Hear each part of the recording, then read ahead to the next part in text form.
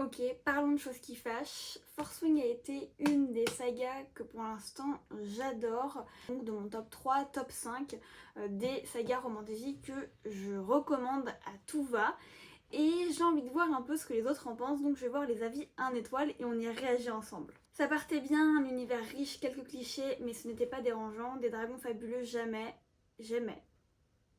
Mais une fois la moitié passée, ça devient risible. Tout est fait pour que la protagoniste ne pense plus qu'à ça. Leurs dialogues sont plats et ridicules. Qui plus est, je trouve qu'il est pénible que les auteurs ponctuent systématiquement leurs phrases de gros mots. Ah, ok, je comprends. Enfin, non. Je peux capter que les gros mots, ça refroidisse dans le sens où moi aussi j'ai un peu du mal avec les gros mots en règle générale. Enfin, quand il y en a toutes les phrases, tous les chapitres, où en fait ça sert pas le récit, je vois pas l'intérêt d'avoir un langage chartier. Je peux comprendre que ça refroidisse certains qui sont vraiment pas à l'aise avec ça. Et il y a du smut dans ce livre, donc ceux qui sont pas à l'aise, ah les gars, c'est normal de pas apprécier quoi. Avis numéro 2. Oula, celui-là il est long les gars. Sincèrement, je pense que ce livre est et restera ma plus grosse déception de l'année 2024. Ouf. Dur. J'ai apprécié le début du roman qui me faisait penser à Tris dans Divergente qui débarque chez Audacieux, le des érudits. On parle du même livre là? J'ai vite déchanté après les 40 premiers pourcents en effet, alors que je me faisais une joie de découvrir la fameuse romance dont tout le monde parle et qui fait aussi le succès de Forcewing si je ne m'abuse. Je dois dire que la complètement tombée des nues face à la rapidité avec laquelle Violette et Xaden passent de je ou le la déteste à je ne veux pas vivre sans toi. C'est vrai les gars, ici on n'est pas sur un enemies to lovers, ça c'est certain. On pourrait le croire tout simplement parce que la mère de Violette a tué le père de Xaden et que le père de Xaden, dans un assaut de la rébellion, le frère de Violette y a succombé. Donc on pourrait le croire, mais ce n'est pas le cas. Ce n'est pas un enemies to lovers, il y a une attraction entre les deux qui est tout de suite, dès le début du roman, qui est mise en place. Donc on peut pas dire qu'on soit un enemies to lovers. On pourrait apparenter ça à un rivals to lovers dans le sens où ils ne se détestent pas, juste physiquement ils sont dans deux camps qui sont diamétralement opposés, dans le sens où elle est la fille de la générale et lui le fils du général de la rébellion. Donc techniquement, oui, on peut dire rivaux dans le sens où ils prennent pas parti, pas dans le même camp. Littéral, quand on lit de la saga, on comprend. On n'est même pas sur un hate to love, parce qu'on peut pas dire qu'ils se détestent. Donc, bien faire attention, en effet, ce n'est pas un enemies to lovers. Je suis désolée, mais pour moi, ce n'est pas ce que j'appelle un slow burn, surtout pas quand on sait qu'on part sur une série de 5 tomes. 5 tomes, messieurs, dames. Pour moi, un slow burn en fantasy, c'est une romance qui ne s'installe pas dès le premier tome, mais que l'on voit prendre forme et s'installer au fil des tomes. J'ai ressenti si peu d'attachement pour leur relation que même les scènes de smut m'ont cringe comme pas possible. À la base des bases, déjà, ça devait être une trilogie et pas un roman en 5 tomes. Ça a été changé en cours d'écriture par Rebecca Yarros, si je dis pas de bêtises. Dans tous les cas, c'est vrai que ça va vite. Mais c'est parce que le premier tome est une romantaisie, là où sur le deuxième tome et le troisième tome, la romance n'est plus au centre de l'histoire pour moi. C'est les complots politiques, c'est l'univers en lui-même, c'est tout ça qui prend son poids en fait dans la suite de la saga, et c'est clairement pas la romance entre Violette et Xaden, même si on en apprend plus, ça s'approfondit dans les prochains tomes, ce n'est plus au centre de l'histoire. Mais c'est vrai que le premier tome on est sur la romance, là où la suite de la saga on est plus sur comment s'articule le monde et comment sortir de tous les complots politiques dans lesquels tout le monde est gangréné quoi littéralement. Je fais l'avocate du diable de Forcewing, attention autrice problématique, donc je ne fais pas l'avocate de Rebecca Yarros, je fais l'avocate du diable de ce livre. Je vais répondre aux commentaires de ceux qui n'ont pas apprécié ce livre parce que je comprends pas. Donc je défends l'œuvre en lui-même, l'histoire en lui-même et pas l'autrice. Franchement, à part passer son temps à dire que Xaden est trop beau, trop musclé, qui lui donne beaucoup de palpitations, je trouve que Hélène n'a pas très bien ciblé ses priorités dans un endroit où elle est supposée risquer sa vie à chaque instant. Et vraiment le nombre de fois où l'expression par mes dieux d'utiliser c'est indécent. Il aurait peut-être fallu doser à ce niveau-là je pense, sans compter qu'elle était soi-disant amoureuse de son meilleur ami depuis sa plus tendre enfance. Mais bon, cela a été vite oublié. Ah, les pouvoirs d'un torse musclé et d'un regard ténébreux. Le rôle de Dain n'était pas d'avoir un triangle amoureux, même personnellement je l'ai pas ressenti comme un triangle amoureux, je le vois comme une femme qui a idéalisé un homme depuis sa plus tendre enfance. Le mec a changé, elle a changé, point, basta. J'ai pas senti de triangle amoureux, je l'ai pas senti hésiter un instant, je l'ai pas vécu comme ça. Vous l'avez vécu comme ça? On l'a vécu comme ça?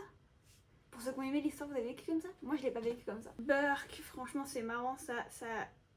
Oula. C'est à ça que doit ressembler une femme forte à dire à un ami ce qu'elle veut faire avec des parties de son corps, mais qui même dirait ça à un proche. Changeons le genre et mettons un homme qui dit ça à son ami, est-ce acceptable? La réponse est non. Et cela peu importe le genre de la personne qui le lit. On va être clair, dans la vraie vie, c'est du harcèlement sexuel si une amie ou une collègue vous balance ça, même sur le ton de l'humour. C'est vrai que l'humour est assez... Il peut plaire comme il peut déplaire, ça dépend de tout le monde. C'est vrai qu'on est sur un langage très explicite, mais attention, il y a des livres qui sont beaucoup plus explicites que celui-ci et qui sont beaucoup plus cringe que celui-ci à mon goût. Maintenant, les goûts et les couleurs de chacun, ça se discute pas, après tout. Héroïne avec un QI. Elle est décrite comme intelligente et les personnages autour d'elle le répètent, mais où est la preuve? Par exemple, à un moment donné, elle trouve un parchemin avec des infos importantes et n'en fait rien. Je ne sais pas, meuf, enquête au lieu de baver sur le brin ténébreux. En vrai, ben on a perdu la lumière. C'est vrai que moi non plus j'ai pas compris le truc du parchemin, genre elle a un parchemin, elle est avec Liam, ils ont des informations clés, ils se disent on fait confiance au corps professoral entre guillemets, on fait confiance au système qui est déjà en place. Non guys, fallait pas. Mais bon ça, qui pouvait le savoir? Le typique mec brun, beau gosse et mystérieux, il déteste Violette parce que c'est la fille de la générale qui a fait tuer son père, on est donc sur un Enemies to Lovers. Monsieur est beau, il est bien foutu, c'est le mec le plus beau de tous, il est de toute beauté. Ah là là, comment Violette aime trop ses abdos. Ouah, trop d'onomatopées dans ses phrases. Violette est sexuellement attirée par lui, les sentiments qu'elle a sont purement liés au désir que le physique du jeune homme provoque. Impossible d'apprécier cette pseudo-histoire d'amour qu'il n'y en a pas, c'est tout simplement une attirance sexuelle. Quant au picotement sur le crâne ou le cuir chevelu de Violette à chaque fois qu'il est en sa présence, qu'est-ce que c'est que ça? C'est vrai que c'est des choses qui n'arrivent pas dans la vraie vie. Ça m'est jamais arrivé. Je pense que la différence est que pour moi il y a un système de magie, que c'est la magie qui pulse dans leur lien qui fait qu'elle sent sa présence à travers les picotements de sa nuque. Et je pense que du coup fallait plus le prendre comme ça que comme une réaction physiologique à des hormones ou un truc comme ça quoi. Les gens ils vont chercher des trucs, c'est incroyable. Le meilleur ami qui ne sert à rien, juste un cri entre les mots forcé. Déjà, pourquoi est-il amoureux d'elle? Au début, il la voyait simplement comme une amie d'enfance, puis du jour au lendemain, il change ses sentiments. Bref, on ne saura pas pourquoi, et c'est juste imposé comme ça. Il souhaite protéger Violette des dangers de la formation du dragonnier. Pourquoi pas, ça se tient. Ensuite, il répète ça comme un perroquet et lui met juste des bâtons dans les roues pour rien. 4 ou 5 fois minimum de « je cherche à te protéger, c'est bon l'auteur, calme-toi ». Au bout de 2 fois, ça suffit. Ensuite, c'est un personnage superflu qui ne sert à rien, juste à remplir du vide. Bon, à la fin, il sert enfin un peu à quelque chose, car ça fait bouger l'histoire. Ses interventions du début et de fin sont crédibles, tout le reste inutile, du remplissage pur et dur. C'est vrai que Dain c'est pas partie de mes personnages préférés, même s'il a redoré son blason, je pense un peu comme tout le monde dans la suite de la saga, dans le sens où il a été attaché à ses valeurs, ou en tout cas aux valeurs qu'il défendait. Il a été très catégorique, et c'était le but du personnage, c'était de montrer à quel point un dragonnier peut être dur et intransigeant. C'était le but de Dain pour moi, c'était de montrer un avant et un après autre que par Violette, parce qu'il y a eu un avant Violette, un avant la formation et un après pour moi, en tout cas. Et je pense que ça a été mal perçu. Après Dain, faut pas se mentir, il faisait pas non plus 90% du bouquin, Dieu merci, parce qu'on aurait été déçus. Par contre, la suite est prometteur avec Dain, donc je pense que c'est un personnage qui reste intéressant et qui sera intéressant pour la suite. Il faut juste y croire et s'accrocher. Hype totalement incompréhensible. Si je voulais lire une imitation bon marché de tous les autres livres de fantasy, alors c'est ce livre-là. Chaque fois que j'ai eu un atome d'espoir qu'il y a quelque chose d'original, j'ai déchanté. Est-ce là l'avenir des livres, des écrivains reprenant sans vergogne le travail des autres sans même apporter le leur à leur table? J'ai pas trop vu de réécriture moi perso. Comparé à Reckless, Powerless, qui pour moi se ressemble drastiquement avec The Red Queen, j'ai pas tant trouvé que Force Wing se rapprochait d'un univers en particulier. Oui, on peut se dire que les dragonniers, les scribes, etc., ça peut représenter différentes factions ou différentes maisons comme dans Harry Potter ou dans Divergente. Oui, on peut s'apparenter que les jeux de guerre entre les escouades, entre les ailes, etc., peuvent s'apparenter à Hunger Games, et encore je mets des grosses guillemets dans le sens où Hunger Games tue sans vergogne, et là on tue mais pas pour gagner, on tue parce qu'on a envie de tuer littéralement. Je dirais plus que ça peut être un mix de plusieurs choses que le public a aimé, parce que c'était des univers qu'on a tous appréciés pour la plupart des gens, même s'il y a une partie aussi qui n'apprécie pas, et ils ont encore une fois le droit. Je pense pas qu'on est sur un univers qui soit du copier-coller d'un autre, ou à ce compte-là j'ai sauté l'information.